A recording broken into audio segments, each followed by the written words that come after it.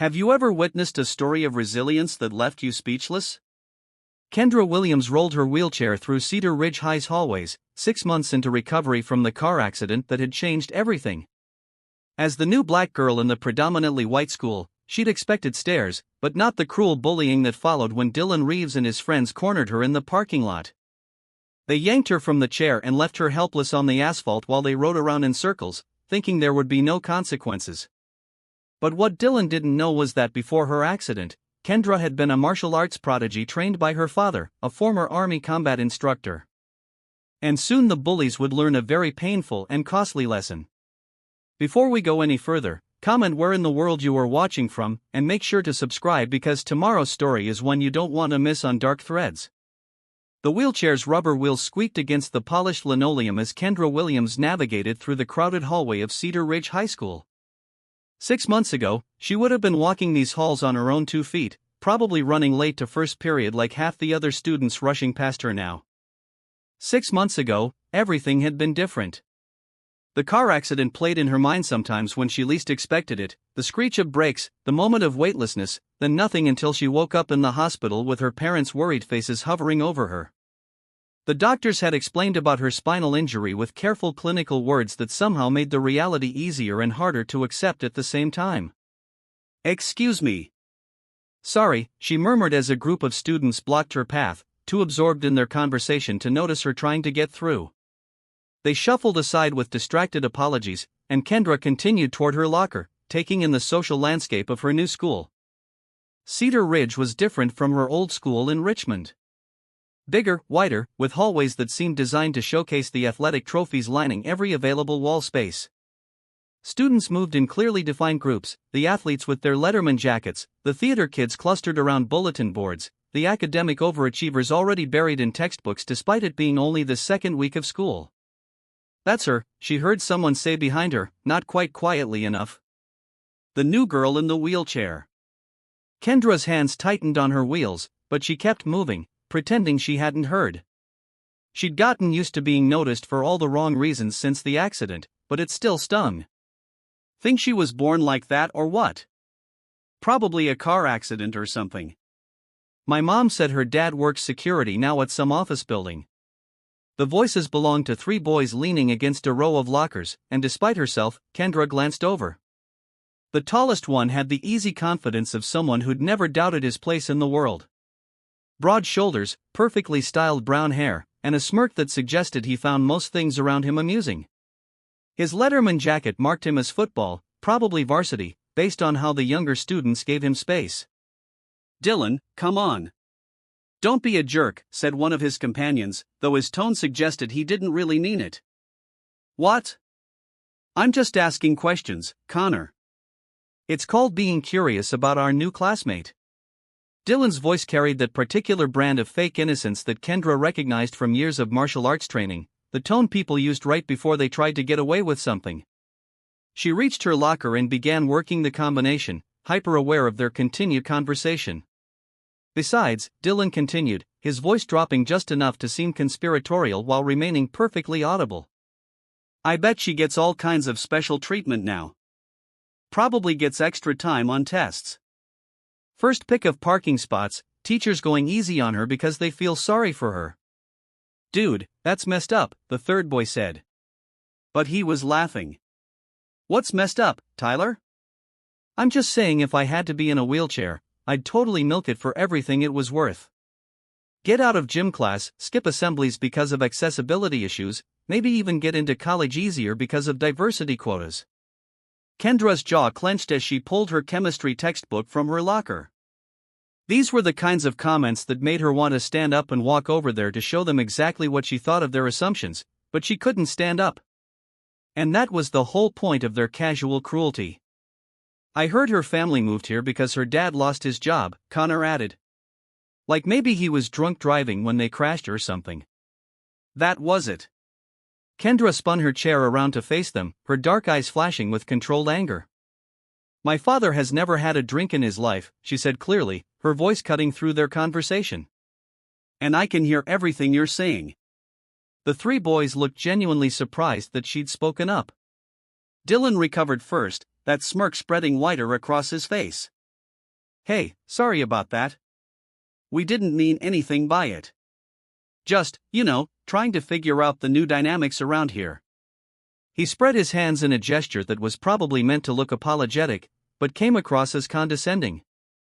I'm Dylan, by the way. This is Tyler and Connor. Welcome to Cedar Ridge. Thanks, Kendra said flatly, not offering her name in return. So, what happened? Tyler asked with the blunt curiosity of someone who'd never learned that some questions shouldn't be asked. I mean, if you don't mind sharing. Kendra stared at him for a long moment, weighing her options. She could tell them it was none of their business. She could ignore them entirely, or she could give them just enough truth to shut them up. Car accident, she said simply. 6 months ago. That sucks, Connor offered, though his tone suggested he was already losing interest. Yeah, Dylan agreed. But something in his expression had shifted, like he was filing this information away for later use. Well, if you need anything, just let us know. We're always happy to help out. The bell rang, signaling the start of first period, and the hallway began to empty. Kendra watched the three boys saunter toward the main staircase, their body language radiating the kind of casual confidence that came from never having to worry about accessibility or acceptance. She had a feeling she'd be seeing more of them. 3 weeks into the semester, Kendra had established a routine that worked around Cedar Ridge's limitations. She arrived early to avoid the rush, took the long way to classes that had ramp access, and had memorized which bathrooms were actually wheelchair accessible versus the ones that technically met requirements but were practically useless. I still can't believe they put the accessible bathroom on the 3rd floor when all your classes are on the first 2 floors, Zoe Martinez said, walking beside Kendra's wheelchair as they headed to lunch.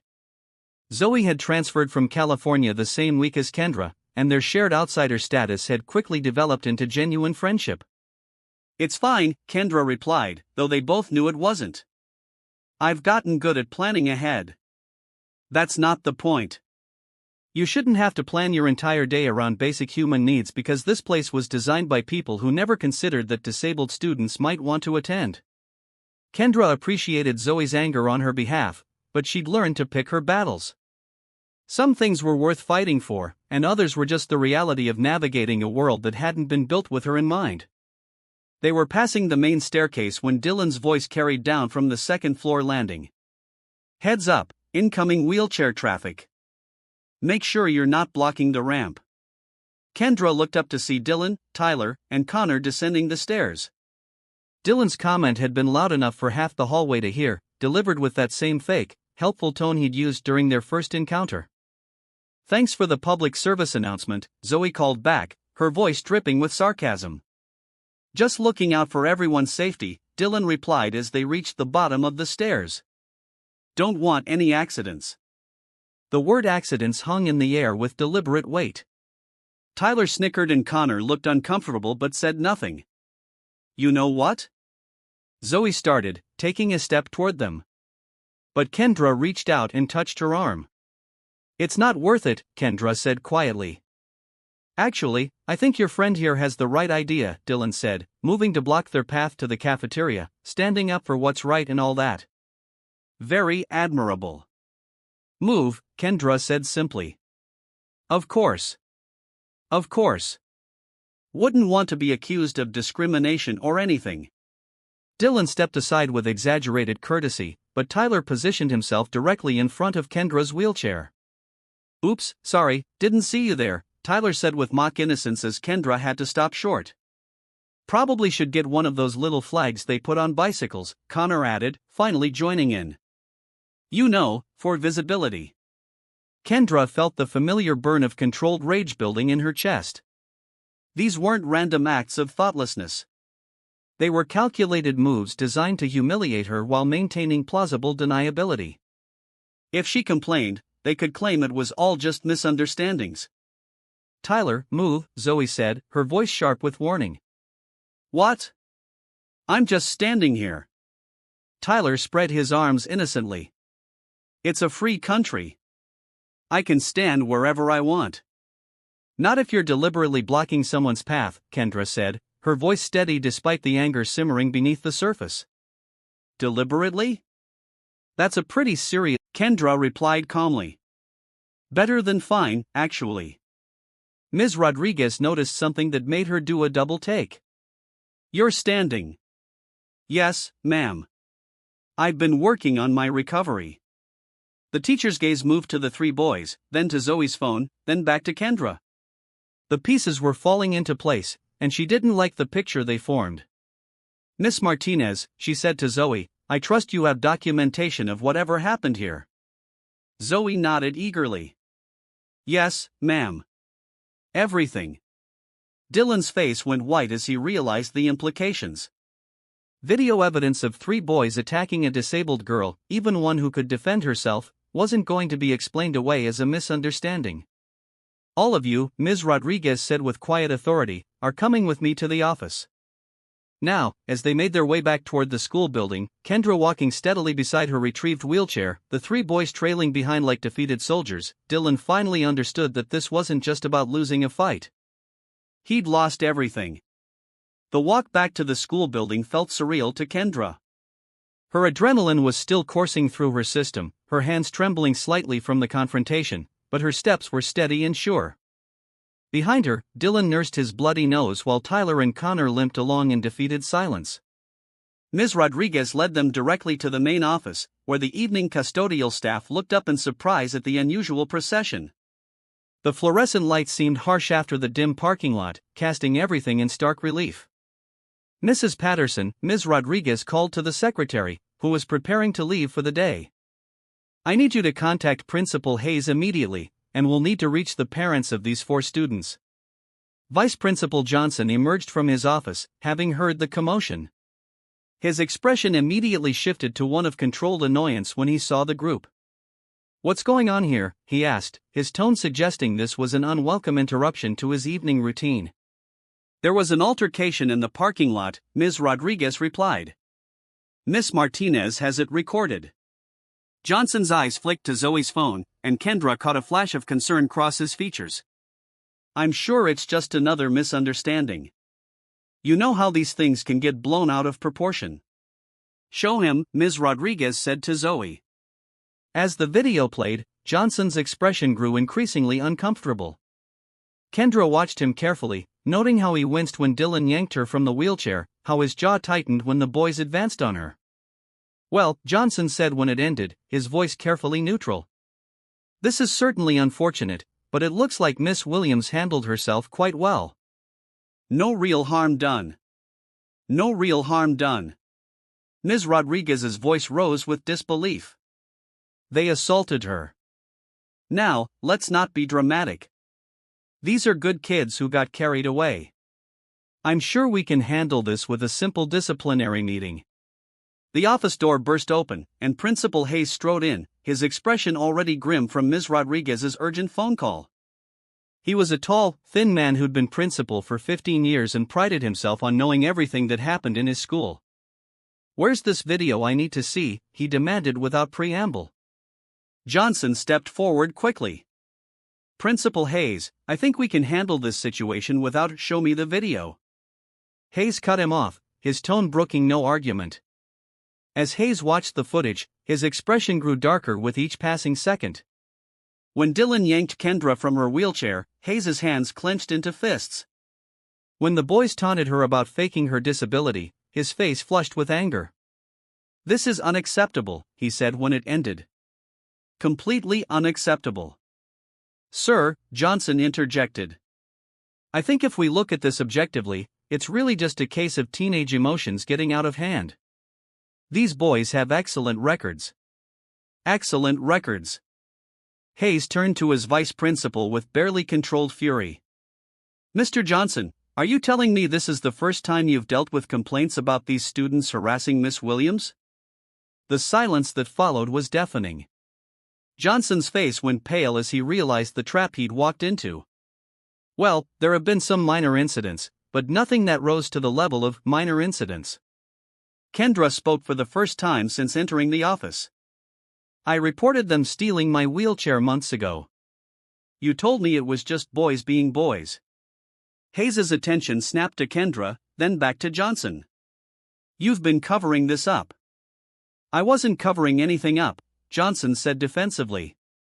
I was handling typical teenage conflicts through appropriate channels. By ignoring them, Ms. Rodriguez added. I tried to file a report about harassment I witnessed in my classroom. You discouraged me from documenting it. Hayes looked like he was having trouble processing what he was hearing. How long has this been going on? Months, Kendra said quietly. I started here, and it's been escalating because they knew nothing would happen to them. 20 minutes later, parents began arriving. Kendra's mother and father came first, Nia's professional composure cracking when she saw her daughter's torn jacket and scraped palms. Are you hurt? She asked, immediately checking Kendra for injuries. I'm okay, Mom. Really? Marcus stood behind them, his expression unreadable as he took in the scene. His daughter standing tall and uninjured, 3 boys looking defeated, and 2 administrators clearly in conflict. Mr. Williams, Principal Hayes said carefully, I want to assure you that we're taking this situation very seriously. I'm also learning that there may have been systemic failures in how previous complaints were handled.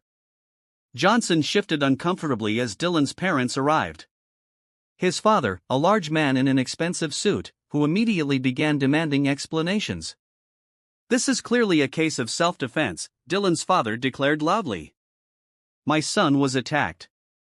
Mr. Reeves, Hayes interrupted. I suggest you watch this video before you say another word.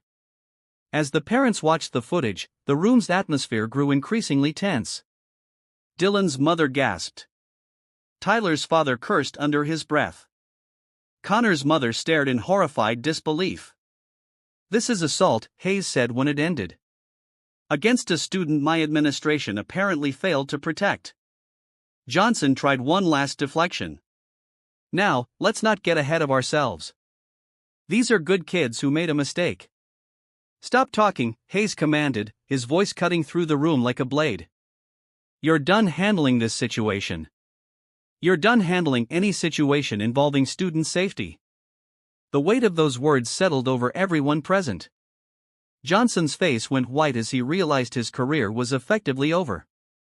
This matter will be referred to the school board immediately, Hayes continued. And we'll be contacting the police. Miss Williams, I owe you an apology that I can never adequately express. Kendra nodded, feeling a strange sense of vindication as she watched the system that had failed her finally acknowledge its mistakes. Justice, it seemed, had finally arrived.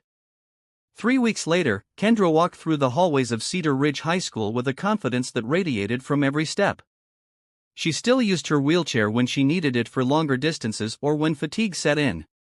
But the choice was hers now, not dictated by limitation or fear. The transformation had been remarkable. The video had gone viral within hours, bringing national attention to the school's handling of disability harassment. Justice for Kendra had trended for days, sparking conversations about bullying, disability rights, and institutional accountability across the country. The new anti-harassment policy passed unanimously last night, Zoe said as they met at Kendra's locker.